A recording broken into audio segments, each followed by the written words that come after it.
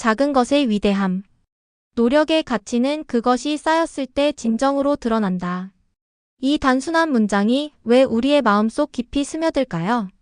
아마도 그것은 우리가 사는 일상의 대부분이 꾸준한 노력과 점진적인 성취로 이루어져 있기 때문일 겁니다. 살면서 우리는 종종 큰 도약을 꿈꿉니다.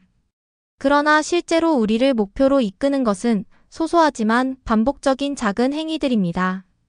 오늘 우리는 바로 이 철학을 담은 사자성어 간홍성진에 대해 알아보려 합니다. 이 글자는 단순히 작은 것이 모이면 큰 것을 이룬다는 뜻으로 끝나지 않습니다. 그것은 고난을 딛고 일어서며 한 걸음씩 산을 오르는 인간 본연의 이야기를 담고 있습니다. 이제 이 사자성어가 품고 있는 철학적 의미와 현대 사회에서의 실질적인 적용 방법을 탐구해 볼까요? 1장 간홍성진의 글자 풀이와 철학적 의미. 첫 번째로 이 사자성어를 글자 단위로 살펴보겠습니다. 가, 농, 성, 그리고 진. 이 네 글자가 서로 만나 어떤 의미를 만들어내는지 살펴보죠. 가와 농 마이너스 고난과 상처.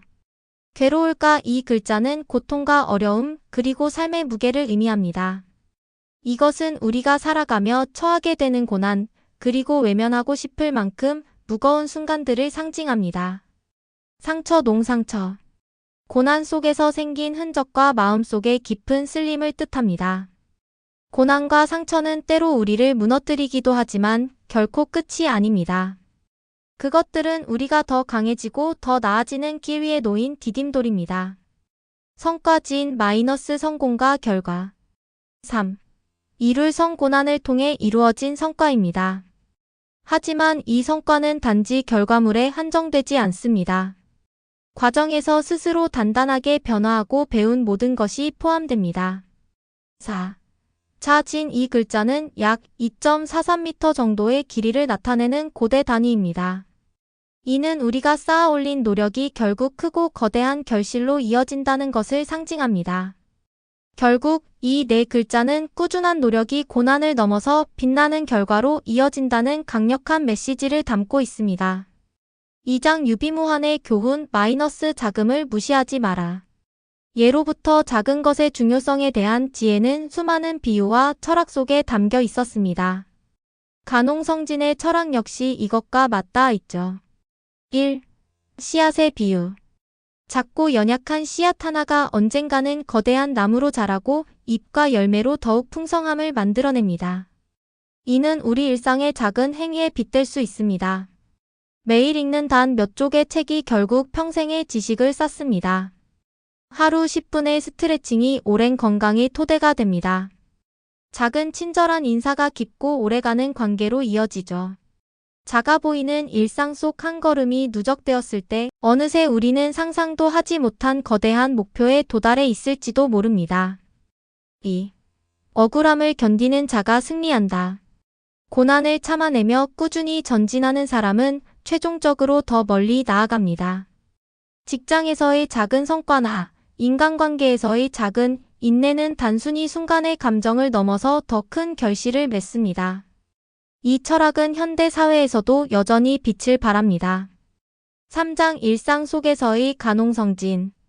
자, 이제 간홍성진의 철학을 우리의 삶 속에 어떻게 녹여낼 수 있을지 살펴볼까요?